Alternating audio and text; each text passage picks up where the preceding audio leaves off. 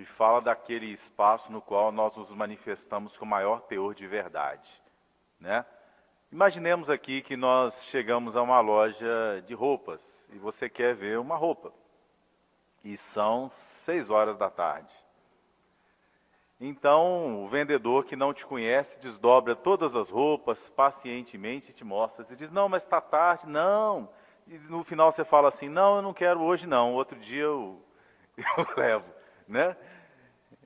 Certamente ele vai fazer isso para você, mas se for um parente dele, se for um primo, ele não vai ter a mesma paciência.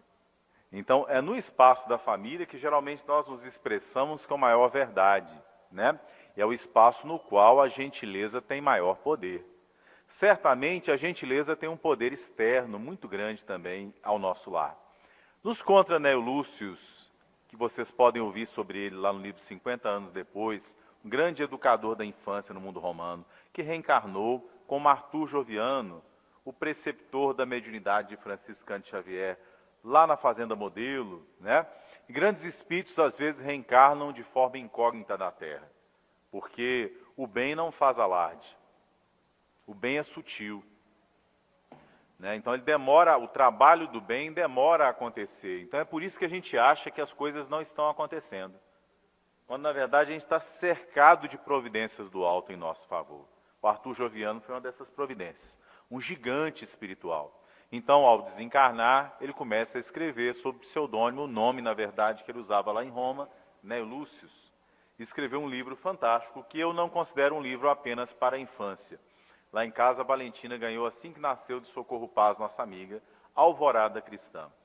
Nesse livro, a história de como a obra do Chico Xavier, os espíritos que escrevem pelo Chico, são espíritos extremamente sensíveis à condição da família espiritual brasileira. Em toda família, a condição da exclusão é condição de desarmonia. Nós sempre adoecemos a família quando excluímos alguém, seja esse alguém quem quer que seja. Esteja ele excluído no mundo espiritual, esteja ele excluído entre os encarnados. Seja um desencarnado para o qual nós não oramos, seja um irmão do qual nós nos distanciamos, seja um filho que, devido às dificuldades de convivência, nós nos afastamos dele. Essas pessoas que oferecem dificuldade ao nosso relacionamento, elas são pedras de toque, necessárias ao nosso aprimoramento espiritual, e geralmente são chaves de cura, de resolução de problema, de abertura de caminhos encarnatórios, que evitam séculos e séculos de sofrimento e encarnações que demoram, problemas que demoram a se resolver. A paciência da convivência com os difíceis nos poupam. Geralmente é sempre assim.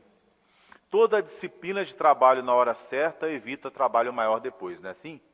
É assim na vida inteira. Então, Neo Lúcius nos conta, já a remeter-se aos séculos em que nós utilizamos os nossos irmãos africanos como alimalhas de trabalho no Brasil, os portugueses, os brasileiros, luso-brasileiros que herdaram essa nação que se formava sob os auspícios da espiritualidade, fizeram uma péssima escolha. A escolha de explorar os índios e, posteriormente, explorar os africanos. E essa exploração não acabou. Ela continua nos seus descendentes, né? E sensível a isso era Neo Lúcius, que nos conta de um professor, na época em que o professor era a figura mais valorizada de uma cidade do interior, um professor negro. E esse professor vai ao prefeito pedir a ele que construa uma escola para crianças analfabetas, porque ele trabalha em um bairro em que há muitas crianças carentes. E ele vai, então, diante do prefeito pedir, e o prefeito olha para ele de cima e embaixo. Desconsidera a sua cor, desconsidera a sua indumentária, e no fim dá uma risadinha no canto da boca, dizendo que ele poderia providenciar os professores desde que ele providenciasse o edifício para a escola. Muito desapontado, de cabeça baixa, triste, desanimado, ele sai então da prefeitura, se dirige ao mercado da cidade, que era uma coisa muito comum naquela época. Até hoje as nossas grandes capitais, lá em Belo Horizonte, por exemplo, nós temos o nosso mercado central, né? Quando ele entra no mercado, ele encontra uma senhora de elite que fazia compras. E olhando para ele naquela indumentária, pede a ele que carregue e a cor da pele, pede a ele que carregue sacolas para ela para casa. E ele, solícito, carrega sacolas para a casa dela. Ao chegar na casa dela, ela fala do terreiro que precisava ser capinado, porque ela receberia visitas, isso tinha que ser feito rápido, e ele rapidamente começa a providenciar isso. Posteriormente, ela fala de um peru assado que tinha que ser buscado a 2 quilômetros de distância, e ele, mais do que rápido, se dirige e rapidamente volta com o peru na mão, diligente, rápido, de boa vontade. Então ela diz que a chaminé estava entupida, e ele limpa a chaminé, sujando a própria roupa. E quando ela pergunta quanto deve a ele, diz, não foi nada, porque na mente dele não houve naquele trabalho qualquer tipo de coisa inferior. Ele é uma pessoa totalmente envolvida na humildade e na gentileza. E ele volta para casa, e no dia seguinte a senhora descobre quem era ele.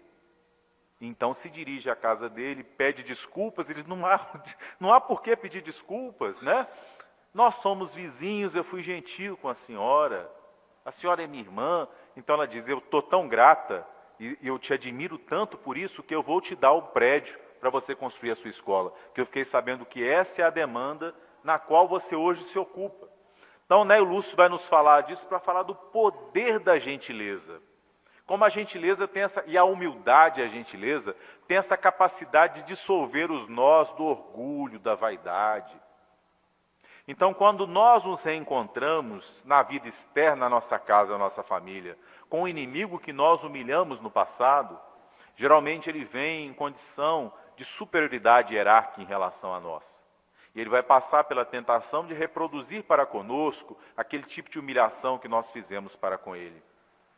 Quantas vezes no passado nós excluímos, é outra história que o Neio Lúcio conta, da mocinha que vendia doces e se aproximava da casa das pessoas, e havia uma menina arrogante, de família de elite, classe média alta da época, ela dizia, vai embora, bruxa de bandeja, né?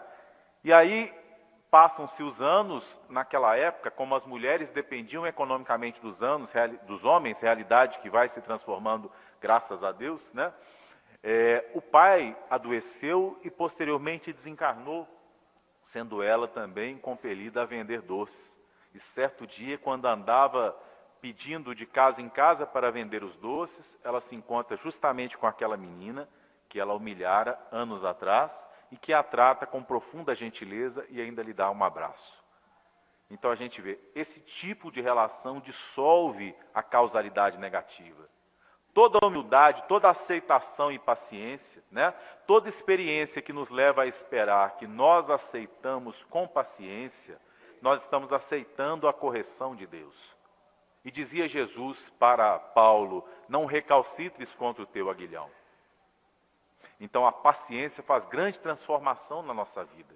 Se ela tem esse poder fora de casa, imagina o poder que ela tem no nosso lar. No livro Vida e Sexo, que é um livro, os livros pequenos do Emmanuel são gigantescos, né? Pensamento e vida, vida e sexo. Então no Vida e Sexo, Emmanuel nos diz que no lar nós reencontramos aqueles que nós deixamos no passado, no mesmo ponto em que deixamos. Isso leva à reflexão. Nós encontramos no mesmo ponto em que nós deixamos. O que significa isso? Você é um pai ou uma mãe relapso. Então seu filho fica mal educado. O Rossandro falava em escrever um livro, cujo nome, ele acabou fazendo isso em outros livros, mas na época que a gente conversava, nas viagens, fazendo comida lá em casa, batendo papo, ele dizia, o livro vai se chamar Não Queira o Amor dos Seus Filhos. E nesse livro ele estava falando do quê, né? Quando a gente não sabe que inicialmente os filhos constroem em relação a nós respeito. A situação da infância, assim, é interessante, vou até fazer uma digressão aqui, o Jean Piaget, a formação dele foi em biologia. Então é muito interessante a reflexão que ele faz sobre a pedagogia. Com o Piaget, se você lê com cuidado, você começa a ficar atento à idade do aluno. Você começa a perceber por que você não pode dar uma explicação de 3 horas para um aluno de 10 anos. Porque a capacidade de concentração dele, orgânica mesmo, ainda não permite isso, né? Eu chamo isso de ajustar expectativas em relação à maturidade do aluno. Você tem isso em relação à maturidade do filho. Então voltemos ao roçando. Não queira o amor dos seus filhos. Inicialmente você tem que querer o respeito. Então, educação não é espaço em que caiba relativismo moral. Uma coisa é compaixão, tolerância, ajuste de expectativas. Relativismo moral é quando tudo está certo, porque você tem preguiça de corrigir. Então você começa a adular. Você começa a se sentir carente do retorno, do amor deles, como se eles fossem adultos te retornando. Isso não ocorre. É natural que em certa fase a criança diga: eu te odeio, eu quero sair de casa, eu não gosto de você. Faz parte do processo de decepcioná-la no mau caminho que ela está seguindo. Imagine uma pessoa que não aguenta ouvir isso. Ela quer ouvir só elogios do filho imaturo. Então começa a adular o filho. E não tolhe, porque ali você tem uma planta a ser corrigida. Você tem que colocar um mastro para que ela cresça na direção certa. É a nossa responsabilidade como pai e como mãe. Ser pai e mãe exige envolvimento. Quem não se envolve, não desenvolve. Envolver-se é entregar-se, inclusive decepcionar-se, né? Ser traídos, sofrer ingratidão, faz parte do processo. Jogar-se no mar do amor é enfrentar todas essas circunstâncias e mesmo assim persistir com paciência. Todas as atividades da vida exigem paciência, né? Então, eu repito com o Rossano, não queira o amor dos seus filhos, queira educá-los, porque esse vem em consequência. Quando eles estiverem maduros o suficiente para entender cada uma das suas ações, eles não vão entender de imediato.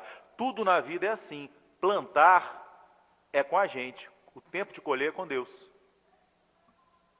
Então, a gente assume muito uma postura de achar-se melhor do que os outros. Se todo o processo de educação da infância tem que ser para entender que a gente não é melhor do que os outros, né?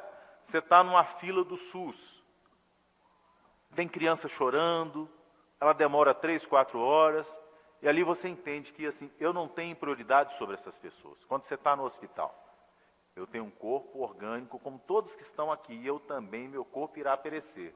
Essa é a nossa condição. Somos valorosos porque somos filhos de Deus, mas não somos melhores do que ninguém, né? Então a gente às vezes se dirige ao familiar assim, a gente se acha melhor do que ele. Como é que você tem coragem de me abandonar? Como é que você tem coragem de ser ingrato comigo? Eu estou dizendo assim, eu me torno uma pessoa extremamente subserviente às vontades do outro, que na verdade eu me acho, né, uma pessoa extremamente legatária de gratidão. Isso é uma atitude que causa doença. Se você acha que é a pessoa que mais trabalha na sua casa, que ninguém te reconhece, você está prestes a adoecer. Porque não existe injustiça na Terra. Se nós nos dedicamos agora a um grupo, nós estamos reencontrando, como diz Emmanuel no livro Vida e Sexo, aquelas pessoas no momento em que nós as abandonamos, no momento no lugar onde nós as deixamos. Então, como bisneto, você recebe a educação que você deu para o seu neto, né? Então você vai ser filho do seu filho, com muita probabilidade. Nós retornamos mais frequentemente no mesmo grupo familiar. E mesmo quando há um planejamento encarnatório, né? E às vezes a gente foge dele. E aí, como é que fica isso? Se você fugir do planejamento encarnatório, você também encontrará pessoas que vibram na semelhança da sua vibração. Portanto, pessoas que têm necessidades evolutivas semelhantes às suas. E vocês vão entrar num círculo de relacionamento que inicialmente pode ser comparado a uma obsessão. Nós formos ao livro dos médiuns, na classificação das obsessões, poderíamos dizer que é uma fascinação. Porque você projeta no outro, na época do namoro, da paixão, as qualidades que você desejava ter em você. Então, assim como você escolhe uma roupa pensando na marca, a marca não é um estilo de vida, você vê uma propaganda de uma pessoa correndo, feliz, né? Morar em determinado lugar, ter determinado carro, essa magia fictícia que a propaganda e o consumo criam, é assim, como se não estivessem vendendo aquilo mais um estilo de vida. Tem gente que namora com esse mesmo sentido. Namorar fulano é aderir a um estilo de vida que eu sempre sonhei ter. Mas não é assim, né? Então, tem uma reunião de desobsessão chamada casamento. Ou, assim, para a gente tirar do âmbito jurídico da coisa, né? ou do âmbito do casamento efetivo, a convivência mais demorada. Porque o amor é aquele que permanece mesmo após conhecer a realidade a fundo. Então, esse ajuste de expectativas algum dia terá que acontecer. Quando você vai se desencantar do outro e vai conhecê-lo tal qual ele é. E é nesse momento que nós começamos a construir, então, o amor para além da paixão.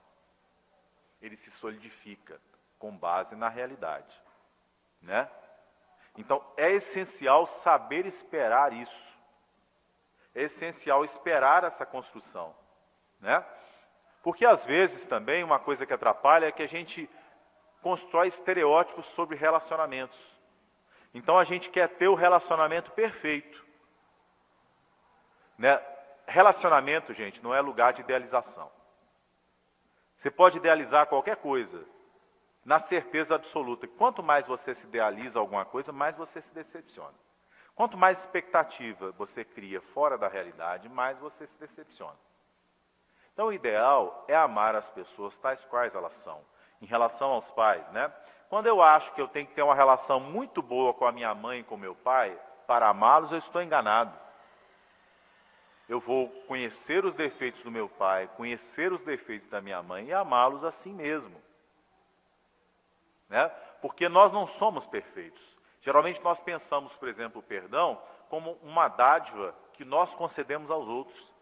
Devemos pensá-lo ao contrário também, como algo que nós precisamos dos outros constantemente. Nós somos necessitados com muita frequência de perdão. Se nós conseguíssemos enxergar aquele filho que te dá trabalho, o momento em que você o desencaminhou na vida passada, aquele momento em que você o abandonou, para que agora ele te cobrasse amor mais do que os outros filhos. Quando você chega em casa cansado e o filho e a filha grudam em você, né? Porque toda a carência é uma violência. Quando você empresta ao outro a necessidade de atender a sua necessidade de se auto-amar, você faz uma violência com o outro. E ninguém aguenta violência a longo prazo. Então, todo carente acaba por expulsar o ser amado, excessiva carência. Porque você não se ama e entrega ao outro a tarefa de te amar. De confirmar o estereótipo que você constrói sobre si mesmo. Então, é importante também não criar expectativas sobre si mesmo, mas tentar se conhecer. Eu sou egoísta, eu sou impaciente, eu sou preguiçoso. Todos nós, em algum sentido, somos preguiçosos. Eu estou trabalhando a preguiça em mim, né? E é uma preguiça assim, eu acordo 4, 5 horas da manhã, sou uma pessoa bem disciplinada. É uma preguiça de legar aos outros tarefas que eu tinha que fazer, nos mínimos detalhes, né? Então, assim, eu tenho lido o trabalho dos meus orientandos com mais cuidado. Ainda que depois eles leiam e eles cuidem das coisas, eu tenho me antecipado a eles. Eram espaços que eu me desculpava que não tinha tempo de fazer, só que agora eu estou criando tempo. Eu estou tirando o tempo do celular, de ficar com a hora parada, porque a gente tem que ser atento. Ser bondoso é ser atencioso. Quando algo foge à nossa atenção na educação dos filhos, nós somos responsáveis por aquilo. Então nós devemos estar presentes e atentos. A meditação serve para isso. Para te tornar atento, ativo, os sentidos físicos e espirituais prontos para o servir e para intuir o que tem que ser feito. Porque tem coisa que não tem receita pronta. Você tem que estar com a intuição ligada para você saber para onde você vai naquele desafio que veio à sua frente, né? Que existem notícias que nos desnorteiam. Né? Você tinha família, 5 filhos, a minha amiga lá do Paraná. O marido foi para o posto de gasolina, alguém jogou o cigarro, a família toda desencarnou, recebeu aquela notícia. O que eu faço agora da minha vida? Como eu organizo isso? A vida tem que continuar, né?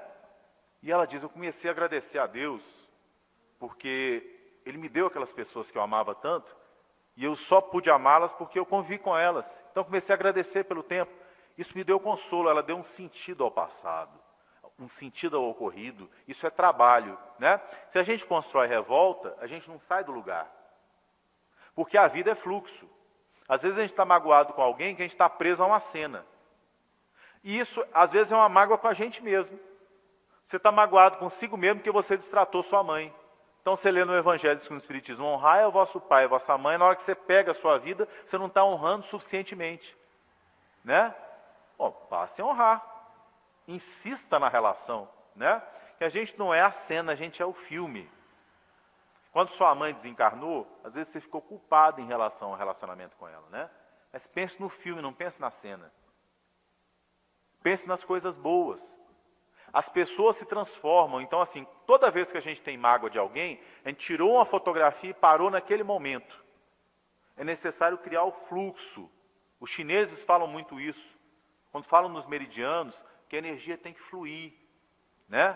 O Tai Chi Chuan, a medicina chinesa, a acupuntura, falam do fluxo, do Qi, da energia vital. Né? Então, quando você se prende em um lugar, se você sabe a informação da encarnação passada, uma armadilha frequente é você ficar lá. Ela existe como informação para alimentar o fluxo da atualidade. Que a vida é uma frase que eu acho que é atribuída ao John Lennon, porque eu vi isso pronunciado por ele. Né? A vida é aquilo que acontece enquanto nós fazemos planos para o futuro. Então, enquanto a gente está fazendo o plano, projetando o futuro, nós perdemos o presente tão rico, no qual estão as relações cotidianas, que são cheias de significação.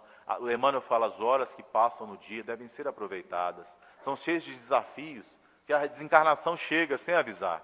E a gente perdeu aquele fluxo, aquele momento de convivência, fugidio, passageiro, aquele pouquinho que foi ser mãe, aquele pouquinho que foi ser pai, aquele pouquinho que foi ser marido, aquele pouquinho que foi ser esposa, aquele pouquinho que foi ser amigo.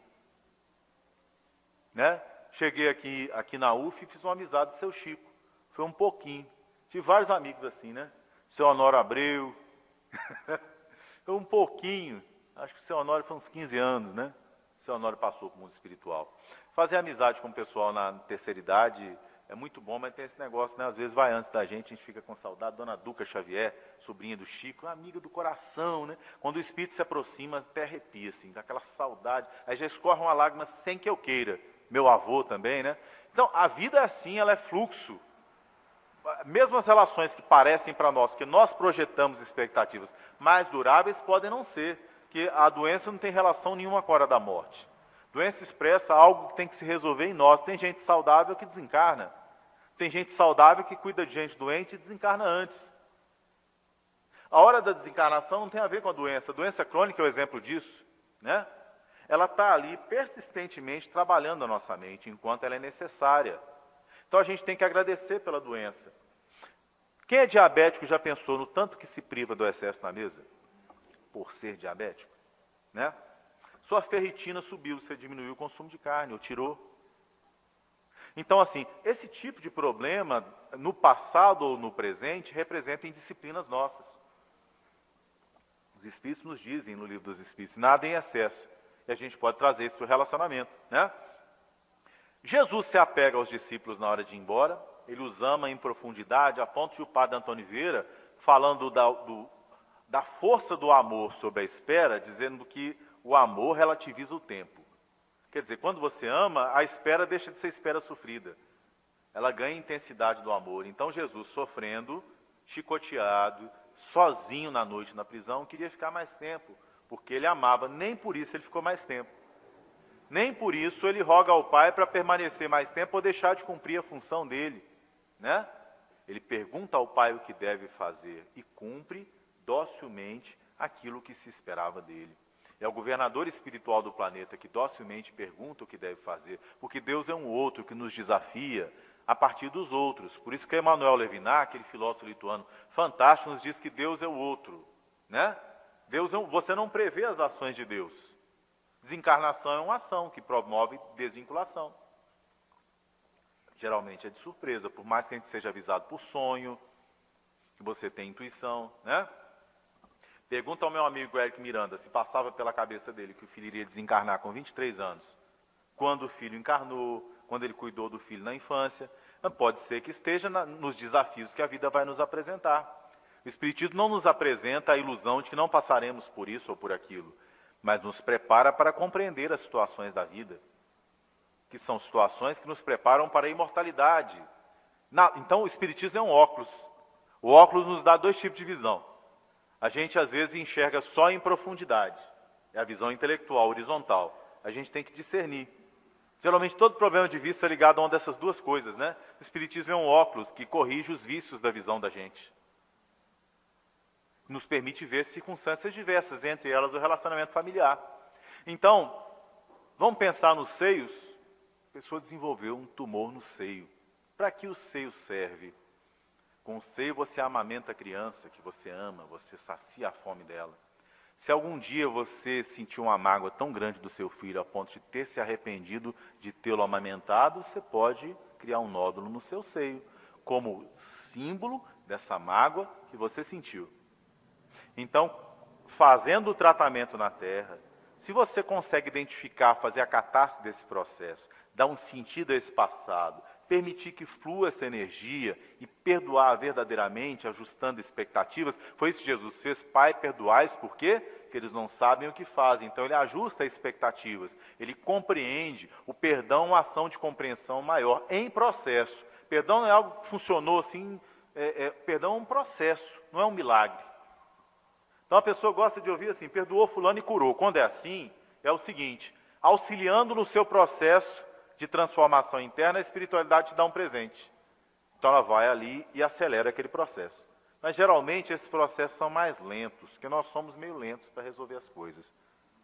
Então não é uma situação miraculosa, mas é uma situação em que você perdoa, elimina a fonte, porque assim, já ouviram falar que vocês olham para o céu, e aí tem estrelas que já desapareceram, já explodiram, a gente continua enxergando a luz delas, porque a luz se movimenta no espaço, e às vezes a gente está tão longe, né? Tem estrela que desapareceu há séculos, a gente está enxergando ainda a sua imagem. Então, às vezes, no passado, você gerou uma razão de uma doença, e ela continua a projetar-se no presente, o que evoca em nós aquilo que eu falava no começo da palestra, paciência. Para que, então, sedimentando as transformações que o cristianismo redivivo no Espiritismo trouxe para nós vamos nos transformando. E isso vai transformando a nossa saúde gradativamente, fazendo com que a gente fique mais leve, que a gente consiga fluir, que a gente consiga entregar a vida a Deus. Naqueles dois sentidos em latim que a palavra fé tem. Um sentido é acreditar. Acreditar é importante, porque eu estou acreditando que eu estou sob os cuidados de Deus. Seja a morte, a desencarnação do familiar, seja a pobreza de repente, seja aquilo que contrariou a minha expectativa, eu estou sob os cuidados de Deus. Deus me conduz, eu não estou solto no mundo, né? A minha encarnação, a minha presença nessa família tem uma razão, isso é acreditar. A outra coisa é o sentido de fides, em latim de fidelidade. Fidelidade a Deus, é fidelidade às suas leis, que são leis morais, são escritas onde? Na consciência. Onde é que está o Espiritismo? Ele está na codificação? É assim que Kardec fala? Não, ele diz, o Espiritismo está em a natureza. Quer dizer, se não houvesse uma codificação kardeciana, o Espiritismo seria a natureza. As leis científicas são tais quais as leis morais. Existem leis que regem o relacionamento familiar, né? E essas leis falam que a gente não deve excluir ninguém. A gente deve dar um lugar a todas aquelas pessoas que passaram pela nossa vida. Relacionamentos passados do cônjuge, a gente geralmente tem ciúme deles, e a gente deve dar um sentido positivo, agradecendo pela transformação que aquela aproximação afetiva fez no outro, para que a gente consiga libertar e limpar o passado, né? As pessoas que passaram pela nossa vida, é necessário que a gente se reconcilie com elas, professores, chefes de trabalho. Importante perdoar e absolver o passado, para que a gente consiga se perdoar, consiga fluir a vida da gente. E é lógico que uma família em que há harmonia assim, você consegue prosperar melhor, porque é como uma mediúnica. Eu comparo a família a uma reunião mediúnica, a reunião mediúnica é, de certa forma, uma família, né?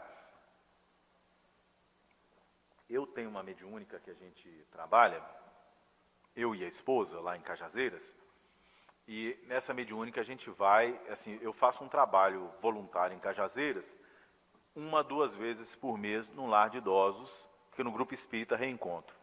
E assim, eu não participo de todas as mediúnicas lá, umas 2 vezes por mês eu estou na mediúnica de lá, às vezes um mês, uma vez só. Mas a gente tem uma sintonia no horário. E assim, era aqui assim com Santana também, quando ainda tinha segunda-feira à noite, a gente entrava na mediúnica, a gente sentia uma fraternidade tão grande, que você entra no módulo mediúnica. Você senta em família. Então, quando é assim, a inspiração, o contato entre os médiuns é fantástico, né? Alguém tem uma evidência subjetiva, o outro tem evidência objetiva, o outro a psicofonia. Um vê antes, nossa, essa doença de fulano que eu intuí isso, eu já tinha visto antes, olha, ele pensou a mesma coisa que eu pensei. Né? Eu vi ele, a psicofonia por ele, eu vi o espírito. E eu vi translúcido no rosto dele a face do espírito, porque vocês estão em sintonia.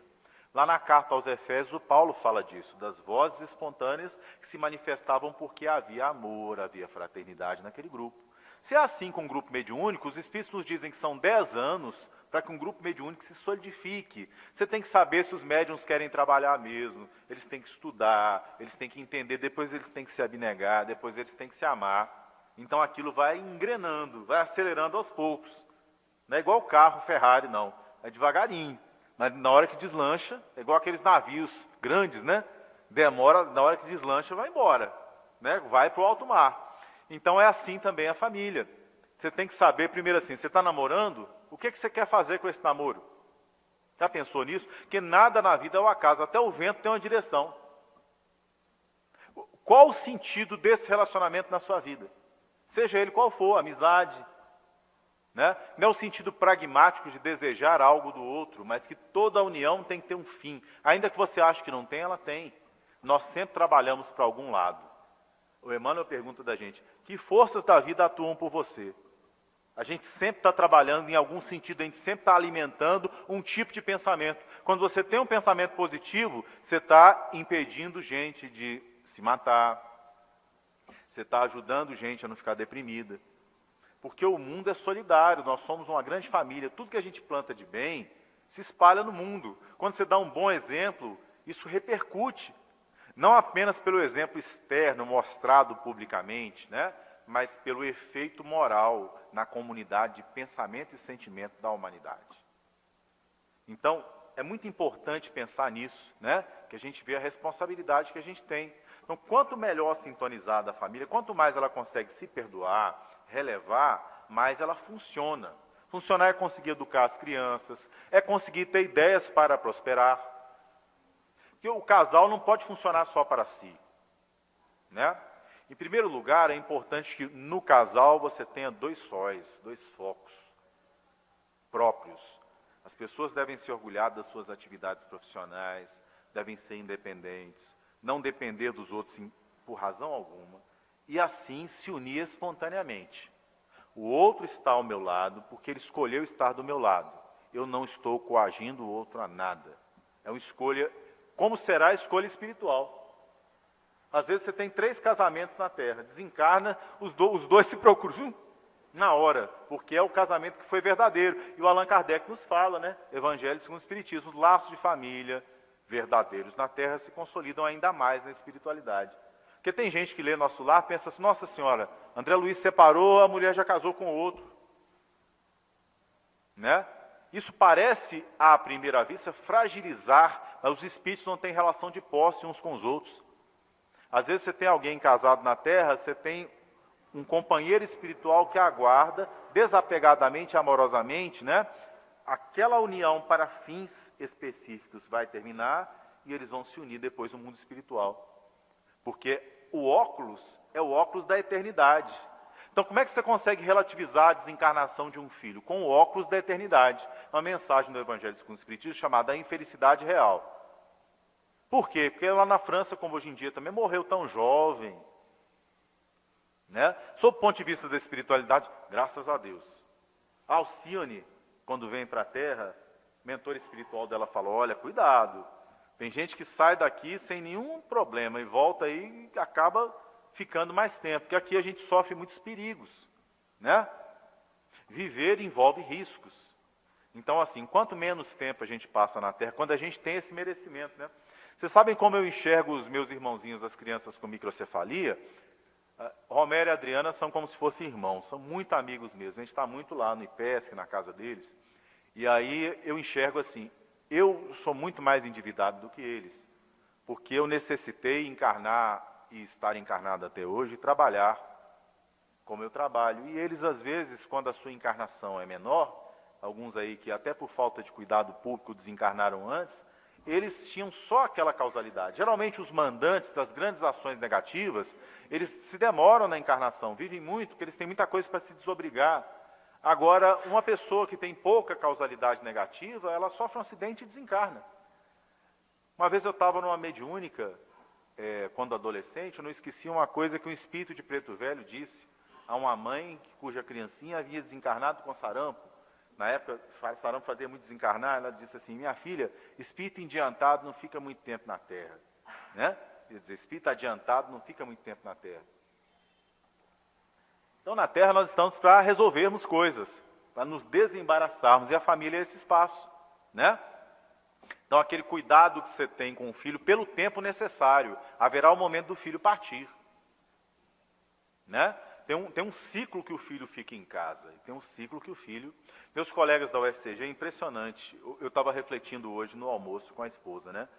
Pensei assim, gente, que a gente está com as duas menininhas, uma com 2, outra com 6. Todos os meus colegas, os filhos estão no exterior. Sem exceção, né? Estágios, fazendo mestrado, fazendo doutorado, estudando, porque essas possibilidades se abriram e realmente é algo que incentiva o intelecto, a língua, né? E assim, os filhos voam, não obstante eles tenham para onde voltar, a relação continue, né? Eles se casam, eles se envolvem, então é um momento da relação mais próxima, que não deixa de ser uma oportunidade. A vida tem momentos diversos e às vezes a gente não vê isso. É um livro que tem vários capítulos e muda completamente, né? A terceira idade é um outro momento, a adolescência é um momento, a infância é um momento, né? E a desencarnação é um outro momento, é aquele momento de surpresa, que rompe, né? Game over, então rompe aquelas relações, né? Para uma desvinculação que pode ser mais ou menos traumática. Às vezes a desvinculação é a separação no casamento, então é necessário que você se harmonize, dê um sentido àquela separação para que você possa construir uma outra relação. Se permanecer muita mágoa, muita coisa não resolvida da outra, você não consegue desencadear a outra relação bem. É necessário se amar. Porque às vezes você tem uma pessoa que se acha muito, exige muito dos outros, que acha que as pessoas têm que reconhecer muito dele. E tem um outro que se une a essa pessoa, dizendo que vai atender a carência dessa pessoa. É uma pessoa que geralmente se acha pouco, mas se apresenta com muito. Se apresenta como uma pessoa extremamente autoconfiante. Ninguém resolve os problemas da gente. Essa é a primeira coisa que a gente tem que pensar, né? Eu amo profundamente as minhas filhas, mas não vou conseguir sofrer por elas. A experiência eu consigo dar educação. Por exemplo, a evangelização infantil não é fator de escolha da criança, né? Se o seu filho ficou obeso, a responsabilidade é sua. Lá em casa as crianças não comem açúcar, né? Farinha branca lá em casa entra com certo cuidado, porque eu sei que tem... Geralmente as pessoas tomam cuidado com isso, né? Por que elas não tomam cuidado com a evangelização infantil? Você não faz as tarefas da escola com a sua criança? Você não fica preocupado na reunião de pais, na reunião de mães, se ela não está fazendo, né? E moralmente, como ela está se desenrolando na relação com os coleguinhas? Ela consegue ser generosa? Ela consegue ser gentil? Ela consegue renunciar? Ela é uma criança alegre? Você demonstra alegria em casa? O culto do Evangelho do Lar, como é que está? Que é aquele momento em que essas relações de harmonia, elas vão criar sintonia para que a família desencarnada se aproxime. Então haja uma simbiose entre encarnado e desencarnado. Lá em casa, 9 horas da noite no domingo. Aí não tem celular ligado, não tem campainha que atende, né? É o horário sagrado. Eu vou agora para a oficina da CAPES em Brasília, né? Domingo, 9 horas da noite. Eu vou chegar domingo lá, vou abrir no hotel o Evangelho, a gente coloca lá o Viva Voz, as meninas lá em cima da mesa, a gente com a câmerazinha, papai está participando do culto. Que é uma presença, essa presença é importante. O pai lê o Evangelho, aprende a ler o Evangelho, aprende a fazer a prece espontânea, né? E no Espiritismo a gente não faz aquela oração decorada, a gente aprende a fazer a prece do coração, a criança consegue fazer isso melhor do que a gente. Aquele Pai Nosso que está no céu, aquele negócio decorado, né? Santo anjo do Senhor, meu zeloso guardador. Você já fala sem sentir, né? Mas no Espiritismo a gente não faz esse tipo de prece, a gente faz a prece do coração, em que a gente aprende a se comunicar com Deus. Emmanuel fala, nem sempre de forma articulada. Por isso que eu falei que o Espiritismo, ele é uma lente, nos permite olhar para as coisas diferentes. Tem muita coisa diferente no Espiritismo. Nos permite ver melhor, né? Então a educação da criança é essa experiência do Espiritismo, né? Vir à casa espírita, se tem uma coisa chata às vezes, a gente no Espiritismo convive em meios de classe média e classe média alta. O próprio IBGE mostrou que no Brasil a gente assim, Os espíritas são cultos, né? Então é a hora de se aproximar, como faziam os espíritas de primeira hora no Brasil, Eurípides Barçanufo, Adolfo Bezerra de Menezes, dos analfabetos que nós ainda temos no Brasil, os analfabetos funcionais, daqueles que não comem direito, né? É hora de nós sentarmos à mesa com essas pessoas, subirmos os morros, não como alguém que vai para conceder uma benesse, mas nos aproximando fraternalmente, né? Como fez esse professor da história do Ney Lúcio. Ele não só exercia, olha só que interessante, que às vezes a gente tem muita caridade com quem é oprimido. Tem gente que assume bandeiras sociais em nome dos oprimidos, mas não consegue ter caridade pelo opressor, né? Você vê um professor envolvido na tarefa social, mas que consegue se portar, esse caso do Ney Lúcio é fantástico, com caridade e amor em relação àquela senhora arrogante que o desconsidera pela cor da pele, né? Porque isso, gente, é um negócio fantástico, porque às vezes a gente se sente muito insatisfeito que na vida passada a gente teve uma posição de mando e sempre a gente nasce depois numa posição de subalternidade, para trabalhar a humildade. Quem faz isso bem, ganha a encarnação. Então, quando alguém for te humilhar, aproveite para manifestar a humildade, porque você quebra aquilo, só se sente humilhado quem é orgulhoso. Então, se tem algo na sua mente que está te humilhando, significa que você não se reconhece como valoroso por ser filho de Deus. Que é o único valor que a gente tem. A gente não é melhor do que ninguém, e nem pior. As posições sociais são roupas que a gente veste temporariamente. Então, assim, o serviço braçal é abençoado. Não tem trabalho melhor, não tem trabalho pior. A gente tem que ensinar isso para a elite. E a gente tem que ensinar isso para quem não consegue ler e não consegue comer. Nós vivemos numa época de recrudescimento dos problemas sociais no Brasil. É hora do espiritismo sair das cátedras, dos centros e se aproximar dos carentes. Não apenas de dinheiro, os carentes de ensino, de compreensão. Porque a compreensão espírita, ela é um sol que aparece para quem já consegue ver a luz. Então, ensinar a ler bem é muito importante. É uma tarefa maior do que aquela lá do século XVI, do Lutero, da reforma religiosa. Que bastava que as pessoas passassem a ler, que nem isso elas faziam, né? Agora é necessário discernir, para que a gente consiga subir. Tudo que sobe unifica. Então, quando a gente conseguir discernir mais, a gente vai vencer as diferenças pela compreensão do coração, que o raciocínio, às vezes descasado do sentimento, ele produz campo de concentração, é patente de remédio, e as pessoas excluídas do tratamento, porque você descobre uma determinada coisa, mas só pensa no lucro, né?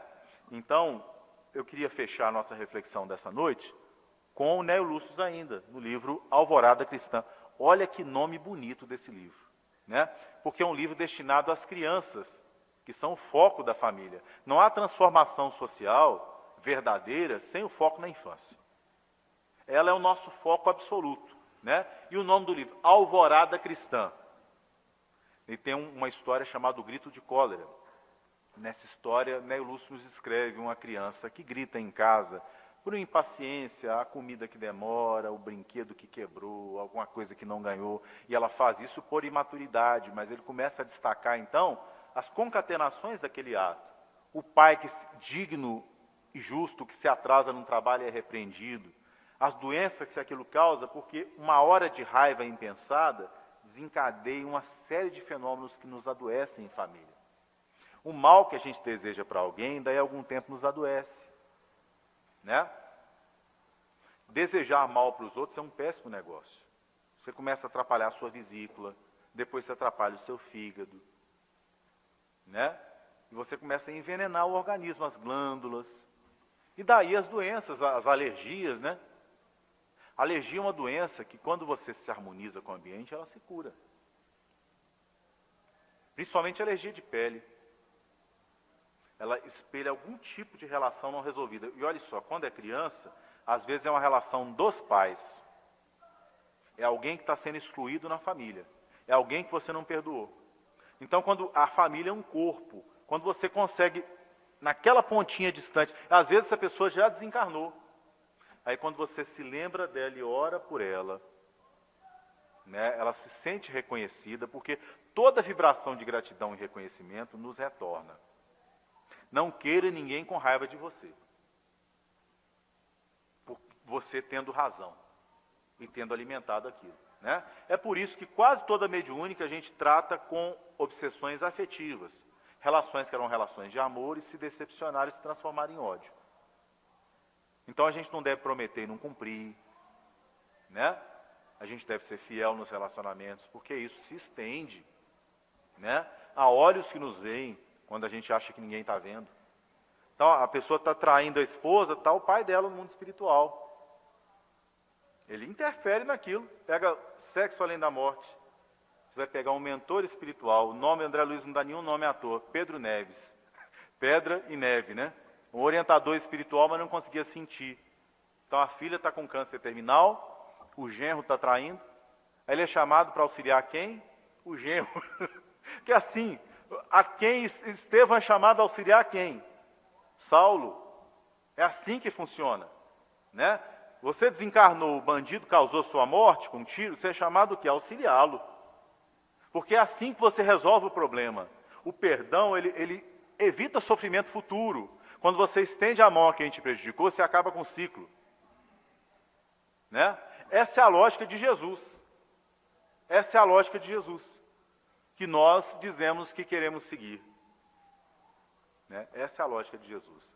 Então, aí ele chega lá, na hora que ele chega, ele instruía, que é o que acontece com todos nós. Nós somos sujeito e objeto. Então nós aprendemos com a lição do Evangelho. Ninguém aqui é instrutor. Ninguém é instrutor. Então ele se encontra fragilizado diante da visão do genro que trai a filha doente. Já tinha trazido um amante para dentro de casa, duas na verdade, né? E ainda estava se envolvendo com a prostituta num prostíbulo. Aí na hora que ele vai atacar o genro espiritualmente, vibracionalmente, a protetora espiritual do prostíbulo vem. Como é que é isso? Tem uma protetora espiritual? Tem, não existe lugar na terra desamparado, gente. Vão julgar os outros, a fulano é bandido, ele não tem a proteção. Tem. Né? Às vezes ele não ouve o espírito protetor dele, mas o espírito protetor dele quer direcioná-lo para o bem. Né? Ele quer encaminhá-lo para a compreensão. Se você orar pelo espírito protetor dele, você entra na sintonia de quem quer o bem dele. Se tem um aluno que está na dificuldade, comece a orar pelo espírito protetor daquele aluno, pelos antepassados daquele aluno que querem o bem dele. Então eles vão se unir a você nesse objetivo. Agora, se você odeia, você está trabalhando de forma contraproducente, né? E você vai conseguir a inimizade daqueles que, invisíveis aos seus olhos, amam aquelas pessoas. Né? Meus irmãos, as reflexões sobre isso vão muito longe, né? Porque nós podemos pensar, inclusive, que os espíritos podem nos adoecer, se aproximando de nós, né? E que quanto mais amizade nós tivermos no mundo espiritual, quando a gente faz o bem, a gente é curado, a gente é auxiliado. Você faz o bem para alguém na casa espírita, você fez um atendimento fraterno, né? O avôzinho dele lá longe, né? Nossa Senhora, que eu queria falar com a minha neta, não consigo, essa pessoa deu um conselho para ela. Então essa pessoa merece que eu ajude. E aí você recebe um auxílio daquele espírito, né? Mas também quando você prejudica alguém, né? Um professor inescrupuloso assediou uma aluna, e tinha um pai muito rigoroso dela no mundo espiritual, e começa a obsidiar. Né? Por isso que os chineses dizem, comporte-se como se 1000 olhos te observassem. Porque nós somos abençoados ou amaldiçoados pelas nossas ações. E Jesus nos abençoe.